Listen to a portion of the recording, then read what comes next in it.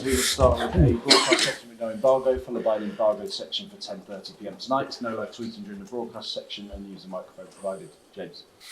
Ange, morning to you. Can you describe to us Thursday night the feeling with the players, with your coaching group, in the changing room after the game? What was that like? Yeah, it was good. Obviously, fair bit of joy in the dressing rooms after. Obviously, we need to pack up and get going pretty quickly because we had a flight back. But look, I think it's important you enjoy those moments when they come along. And fair to say, particularly after a real difficult season, you don't want to miss the opportunity of allowing people to enjoy it, and I think the boys and the staff, everyone who travelled did, and thoroughly deserved. As you mentioned, it's been a difficult season, but it was clear to see the togetherness of the group on the pitch and with the celebrations of it as well. How much will that give your side belief moving forward for the rest of the campaign, not only with what's to come in Europa League, but also 6 games left in the Premier League?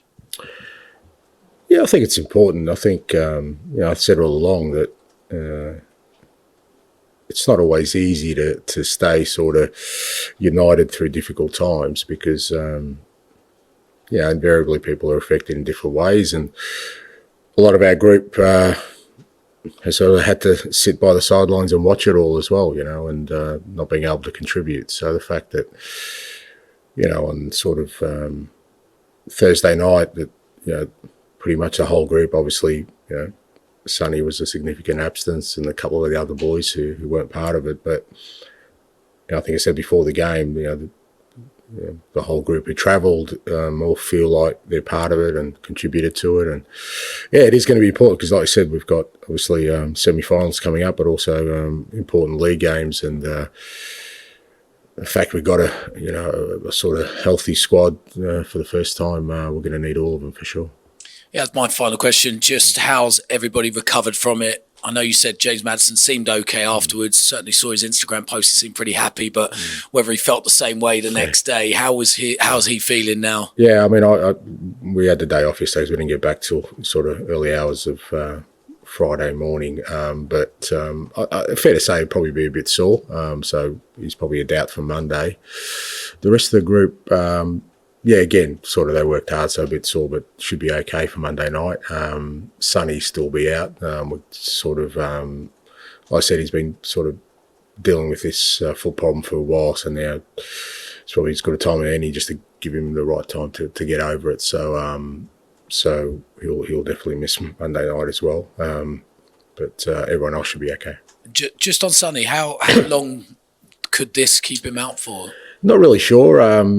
Like I said, it's something that's, he's been dealing with for a little while, and we got to the point where not only wasn't improving, but it was deteriorating. And it's one of these things, I think, probably rest is going to be as important as anything else with that kind of injury. So we'll give him that time because Sonny's the kind of guy who always wants to train and doesn't like miss training. So now we'll just have to put him on ice for the next few days and see how he responds to that. Thanks, James. Hi, Ange. Congratulations, firstly, on Thursday night. Just keeping on the topic of Heung-min Son, obviously, I imagine it would have been hard for him to not travel with the team on Thursday night, being captain of the side. Was he in contact with yourself? Was he in contact with the players, trying to feel part of that special night? Yeah, look, I mean, he wasn't in contact with me, but he was with the boys, obviously. And, he's still a big part of it. We discussed whether he should come along, but I just, like I said, I think for us to give us the best chance of Sonny being available, for the semis and beyond, it just made sense that we left him at home. But I'm sure he was very much part of the group, and what do they call them, group chats or whatever they are. I'm sure they're part of some group. I'm not in any. Look, I just saw him this morning. Actually, I just caught him in the hallways. I was coming over, and he's delighted, for a number of reasons, and real motivation now to get back as soon as he can. It was a really good performance on Thursday night, and I would say, obviously, in the last 3 Europa League games in particular, we've seen the team really up their level. With this game on Monday night, how big a challenge is it for the side now to try and show that same sort of performance, I'd say, and not sort of take a step backwards in a lot of ways with a below par performance, as it were? Yeah, look, it's fair to say it's been challenging, but I think part of that challenge is, obviously the rotations in the team. And, I think, to be fair, it's going to be similar Monday night. We're going to have to make 5 or 6 changes to the team because we just want to make sure that everyone's sort of in the right space. But, I think at the same time, we're obviously disappointed with the performance, not the performance against Wolves, but certain aspects of the Wolves game. And, we need to have the same levels of concentration and sort of focus that we did on Thursday night because there's no doubt Forest, they're a tough opposition. They're having a great season. They've got huge motivation to win on Monday night. And, for us, as much as we understand that, the league's been very, very disappointing and Europa offers us a magnificent sort of opportunity to achieve something special. I still think the best preparation for that is us to play well in the 2 games preceding it. And what have you made of Forest's season so far, and what Nuno's done at the club? Yeah, brilliant, exciting. They've, I think they've always sort of had the quality in the team, but since Nuno's got there, they've sort of, come up with a game plan. I think suits the players they have, and they've been really consistent. With their approach, and obviously they've got massive motivation. Like I said, it looks like Champions League spots are going to be very, very competitive between in these last few games, and I'm sure that's something that they want to be a part of next year. So it'd be a good test for us. Morning, Ange. You have to bring on Kevin Danso on Thursday night. It looked like he'd never been away the way he came on. How important is he to kind of allow you to occasionally, like that, play a back 3, because it seems quite balanced with him in it? Yeah, look, great to get Kevin back. He worked awfully hard. He wasn't, probably wasn't due back for another week or so. But both him and Kulusevski sort of had that game last night as a bit of a target for themselves. And great to have him back. And it was important in that last part. I mean, it's not something. We've done that before. We did it last year a number of times, sort of towards the end of games. But fair to say, this year sometimes we only had one centre back available in total. So having him and Ben on the sort of subs bench last night gives us that flexibility with what we need in sort of moments in the game. And I thought he came on and, like I said, it looked like he hadn't missed a beat. He's worked awfully hard at training, and great to get him available, and next couple of games I think it's important we get him some game time because I think he will be important. Another massive performance in the backline, Destiny Udogie. People forget he's only 22 years old. I mean, how important is it this club kind of secures him or keeps him for the long term? And there's been a bit of noise about him and speculation, but just feels like such a player for the future. Yeah, I mean, I don't know about the noise or speculation, but he's outstanding. From the moment I arrived, I felt he's going to be a real outstanding, player for us. So much growth still to come. Physically, he's got outstanding attributes for that position, but he's improving his game all the time. He's obviously, had 2 seasons where he's had some injury issues that have disrupted him a little bit, but even that, I just think it's part of his sort of growth physically and coping with the levels, and hugely important to us. His profile, as a left back, in particular the way we play, but in general is pretty unique in that he's big, he's powerful. Technically, he's good going forward, but also a very good defender. And he's in a good space at the moment. And but I still think him with a number of others. I just think in the next 2-3 years they're going to be really, really important players for this club. Someone more behind the scenes. Just want to ask you about Scott Munn. He's been in the news recently. Vinay Venkatesham's coming in, so his kind of future's been speculated, I guess, as well. He's not the only one, mate. Yeah, of course. As you said previously, because we don't hear from people behind the scenes too much, I think from the fans, they don't really know kind of what he does or who he is. I just wondered kind of what interactions you have with him and exactly kind of what he does behind the scenes to help you, I suppose? I don't think it's that much behind the scenes. It's pretty evident what he does. You know, he's in charge of pretty much all the football matters, particularly from an administration standpoint. You know, he's in charge of various departments that report into, football operations. I deal with him probably on a daily basis. You know, he works really, really hard. He's very diligent with everything he does. He's he's very focused on what we need to build here, and he's an important part of what we're doing. And I don't think he does it in the shadows. I think it's pretty evident. Like I said, it's obviously you don't hear from him. You don't hear from a lot of people at the club. You just hear from me. But I'm certainly not the one that does all the work around the football operations. It's a massive, massive part of any football club, particularly this one. And Scott plays a huge role in that. Again, such a big result, given the narrative. Nah, not at all. No, I mean, I've said it many times. It doesn't. I don't know. I don't know how else to explain it. It's not. It's not a motivator for me to prove people wrong. It never has been. I find that kind of an empty kind of, I don't know, ambition to try. Because I just think some people will always take a view on something because of, whatever personal feelings they have, or whatever historical context they give to things. So I don't get any sort of satisfaction in proving people wrong. I get satisfaction from achieving things and sharing them with people. That's always been my motivator. So, I'm not everyone's cup of tea. I get that, and that's fair enough. I don't think anyone is. We all have,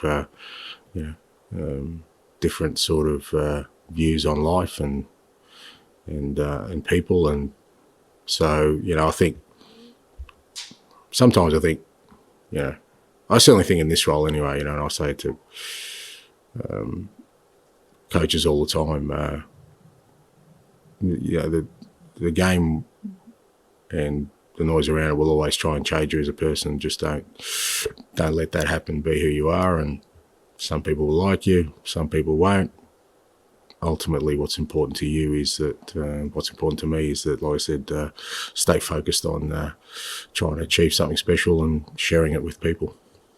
And you're now in a situation where, in terms of European football next year, it's kind of win the Europa League and get in the Champions League or nothing. How difficult does that make it to plan ahead in terms of squad size, signings, contracts, everything really? Well, it depends. It depends on your outlook. I mean, I think irrespective, we should keep building on what we've started. We've had a clear plan from when we started about how we're going to play and what kind of squad we're going to have, and how we're going to build that squad. And I don't think that's any secret. We've gone for a certain age profile, knowing it's going to be something we need to build on, and that should continue. I don't think that should change. Now, maybe, if you get Champions League football, that accelerates certain things. We know the demands of European football, irrespective of the competition, particularly Europa and Champions League, can have a serious effect on your capabilities as a club and a squad, not just for us, I think for all clubs. You can see that, or the 2 extra games this year in Europe, which are going to be there sort of consistently now, that puts extra strain. So that affects more around, size of your squad and the kind of profile your squad has. But, for me, it doesn't really change anything. We need to continue on the strategy we've started with. We've got a really exciting young squad that I think will continue to improve. We've obviously had some challenges this year around particularly injuries and our ability to cope with Europe and domestic, and that's something I feel we're better placed to tackle if we're in Champions League next year. But in terms of the overall policy, I wouldn't see any significant change.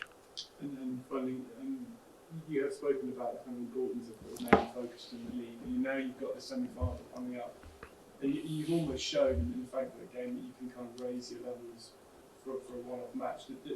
Does it become even more of a challenge now to get the players heads right for kind of games like Monday night? No, I don't think so. Like I said, I think we know what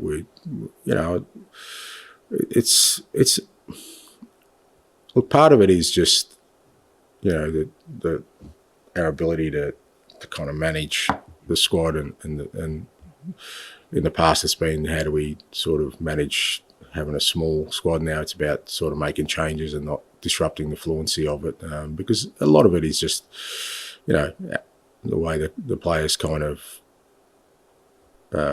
understand each other and the cohesion that you have when you play a certain lineup for continuously, and that's our challenge. I guess we know that the semi-finals in a couple of weeks' time. We've got 2 important games before that. We certainly need to get some game time into some guys between now and then, but also, like I said, hopefully it doesn't disrupt our fluency. But we know we're going to have to be at a certain level, particularly like I said, Forest Monday night is going to be a big challenge for us, but a good challenge. Just on that, as you say, it's the best preparation for playing in the semi-final is to be on a high and being positive. But the players would be human themselves, and they're not thinking about the semi-final. What do you use to? Would you say, look, lads, you've got to play properly, otherwise you won't be playing in the semi-final. How do you get that level you're going to need to match the Forest team on Monday who have got? Yeah, look, I don't think I don't think it's about that, but the reality is that you need to play it. We saw that in the Wolves game. We played well, but we lacked a little bit of concentration, focus, and we paid the price. Premier League, that irrespective of who you're playing against, that's going to be the case. So players are aware of that. Like I said, for us, it's just about making sure that we use the games we have between now and the semi-final as best preparation. And I think best preparation is to play well, to have everyone in a good physical and sort of mental condition for those games. And the best way to do that is to have a strong performance Monday.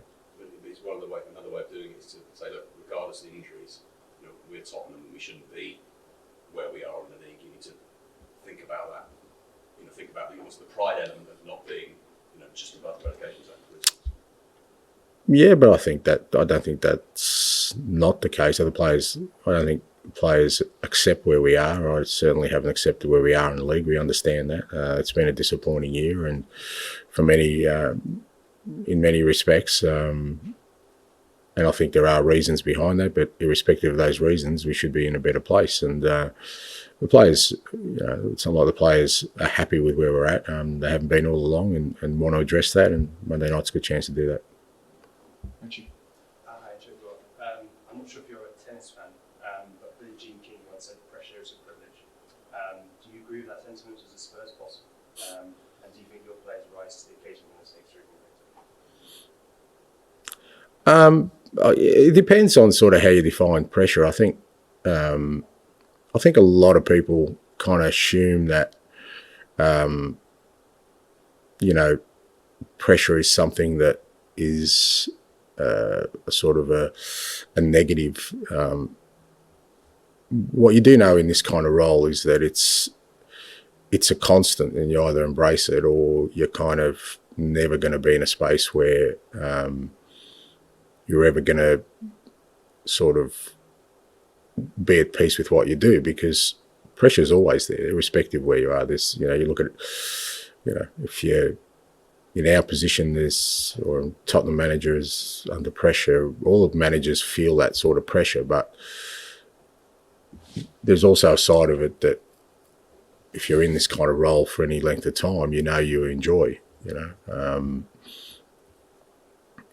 because the opposite of not having pressure is you're probably not in a job. And I can tell you that is a much worse feeling for anyone who likes this kind of vocation. I love the fact that every game, everything's on edge, that could go one way, could go the other. There's always kind of the unknowns. That's what I love about it. So what others see as pressure, that's the bit I enjoy. That's the bit... that's why I do what I do. I'd hate to think that I ever go to a game of football and not really care about the outcome, or I don't think that exists anyway. I just don't think that world exists where you can just roll up. And like I said, that everyone loves you, and there's no pressure, and the outcome doesn't matter. I mean, that's just the role. So you accept that as part of the role. I have from day one. I enjoy that part. Like I said, I don't know, I keep forgetting how many years I've been doing this. 27, 28 years. There was only sort of, I think, 9, 10 months where I wasn't coaching in between roles, and that was the most unhappiest I've been, and you realise what I miss is this, not this, but what others see as pressure, that competitive unknown that we all strive for. That's what gets the adrenaline. That's why you saw so much joy after the game, because that's what pressure is. That is the opportunity to achieve, and so I just take it as a constant. Do you get that when the chips are down? Do you feel that the players share that? I think so. It's harder when you're a player and you're younger, because again you kind of, everyone tells you that that, not tells you, but again the perception is that pressure is a bad thing, or that you should, but there isn't a comfortable space if you're an elite sportsman. Elite sport is about being uncomfortable all the time, and that's part of it as well. But I think I said after the game, this group of players and staff, but particularly the players, I've never felt like I've lost belief, and have stayed really, really united, and that's why they were able to perform in the manner they did last night. Because we had the majority of our best players available, but also that through the time that they weren't available, everyone stuck together, and they've earned now the opportunity to play in a semi-final, and hopefully create something special. Thanks. Alex. On your semi-final from Spurs links as well, obviously another team that kind of surprisingly, I'd say, opportunity to play in a Europa League semi-final. Being someone that has coached in kind of smaller leagues in the Premier League before, and perhaps clubs that aren't expected to be in those kind of positions, I guess there's no sense in you kind of overlooking an opponent like Burnley for that kind of thing. No, I don't think it's surprising. I obviously have history with Bodo. We played them when I was at Celtic, and scouted them pretty extensively for that game. And I remember they beat Roma at home with Jose, and I remember Jose speaking about how difficult it was playing there, and I followed them closely, and you've seen their growth. They are very difficult. They've got good talent ID. They've had players who've moved on and done really well. Very consistent, same manager, which always helps. And they've built real belief in their club. So I think they've earned the right to be in the semi-final. It's not like they've had an easy sort of ride through it. They are a very, very difficult opponent away from home. Absolutely. You just have to look at their record. But, yeah, the balance of that is that Frankfurt had a pretty good home record as well, just as compelling. So I think you're in the semi-final. I don't think anyone would underestimate any opponent, but I certainly won't. I know them really well, and I know the challenge we're going to have to try and overcome them. And Manchester United, obviously the other club that are in other English club that are in Europe in the semi-final. Ruben Amorim said after the game that he'd maybe take the approach of playing the kids in the Premier League games up until now, and that tactics, but that's not really an approach that kind of, as you kind of outlined, an approach that really suits Spurs between now and then. Primarily because, one, you're the Premier League or kind of classical Premier League, kind of build some kind of momentum, but also getting players like, as mentioned, Kulusevski and Damso right physically and in some form for those kind of matches as well. Yeah, we've been playing the kids all year, mate. I mean, I don't know how many teenagers we've had, even in the Europa League. We've been playing kids all year. I mean, that's the situation we were in. So, we kind of had to deal with that for a long period of time. And, you pay a price for that because, but we've also benefited from that because, when you look at guys like Lucas and I won't name all of them, but all the others who've sort of grown through the year for us. I think it's been, the negative stuff hasn't been balanced by the positives, but certainly I think we'll get some real growth. But, for us, I guess the beauty of it is now our kids are well and truly exposed to Premier League football, and I think, I think that's going to benefit us moving forward. They can finish on that, please. I'm Chunky Beck from South Korea. Let me ask you about the positive relationship between Europa League and the Premier League fixtures, actually. What is the meaning of the victory on the Thursday night game as a team chemistry? I mean, could it be a new motivation or confidence to change the atmosphere of the squad in the Premier League fixtures? Look, I don't think it changes, because like I said, I think you don't get a performance like that if it wasn't a positive dressing room anyway. It's just, like I said, I think we haven't had the opportunity to perform at the level we want to on a consistent basis because we haven't had our best players available. But what Thursday night does give you is, sort of clear targets now in terms of now and the end of the year, in terms of what we can achieve, and still something really special we can achieve. And I think that, that further fuels the positive atmosphere we have in the dressing room. But, there's no escaping our league form is nowhere near where it should be. And I said the players are the first ones who aren't accepting of that and want to change that. And we have 6 games to try and, address a really disappointing league season for us. But we're also in the second semi-final in the same season as well. So I don't think you do that unless there's still a very positive feeling within the rooms. Matt, finish, please. Can one result change everything? Have you seen that before? Have I seen it before? Yeah, at times it can, depending on the result and I guess more importantly, sort of the context in which it's made, and it's easy to sit here and say, well, Thursday night's a pivotal moment, but it won't be a pivotal moment if we don't back it up in the semi, and that's where you find out whether it was, and if you do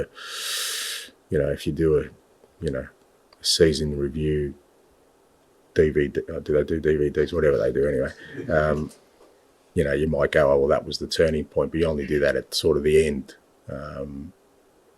Do I think Thursday was significant? Yeah, I do, for a number of reasons. One is that, like I said, we overcame a real difficult opponent. I think we deserved to go through. There was no luck about it. Over the 2 legs, we were the stronger team. We did it in a real sort of convincing manner, and just the prospect of being in a semi-final now, you're 2 games away from a European final. I think that is hugely incentivising. So it may be that was the pivotal game Thursday night, but we won't know that. You also did it in a way that a lot of people think, in a fashion, people think that you can't produce a style of play that people think you don't want to produce. Is that significant? Maybe not for you, but to show it can be done. Yeah, but I think we've shown that before. I mean, I think, a lot of our significant victories, even this year, have come away from home, whether that was, Man City away or, Man United away or Brentford away or, some of our best performances have been away from home, similar type performers. I think there's always a difference when you play away in Europe.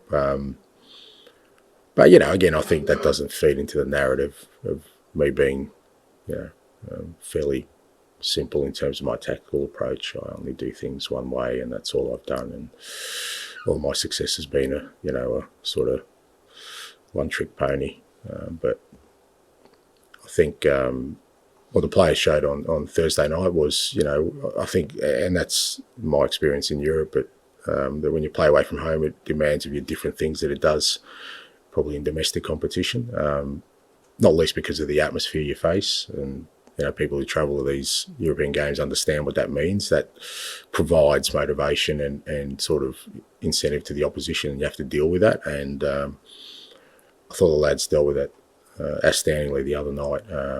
That's a team that we kind of knew at home are really, really tough. They always score goals at home, so if you can keep a clean sheet, that's a significant sort of development.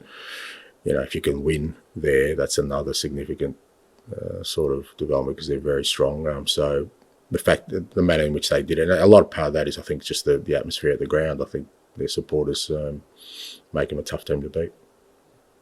May I ask you quickly about Dom Solanke as well? He looks so much more of a better team with him in it, more complete. What's your sort of view? Yeah, absolutely. I mean, I know, obviously he's a striker, and when they don't score, people kind of focus on that, but he does. He's such an important part of the way we play. I thought our sort of back four, back five were outstanding, but I thought our front three were just so disciplined also in their defensive work on Thursday night. Dom and the two wingers, they had important jobs for us from a defensive point of view, and you ask them to do such a sort of massive physical load, and then they still have to sort of produce when the ball gets up to them in an attacking sense, and they're not exactly maybe in other teams that they.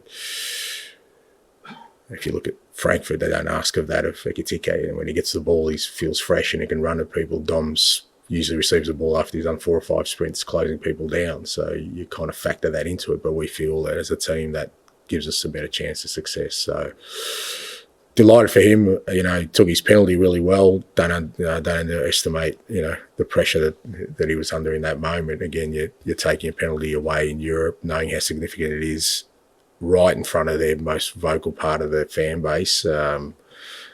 Just shows the measure of the guy that didn't miss a beat. So important goal for us, important play for us. And we missed him when he was out. When he was out, Richie was out as well. So that was a big hole in our team. But having them both now, and Richie's another one who's got to get some game time next couple of games because he's looking really good at training. But Dom's been super important. Okay, thanks. Thank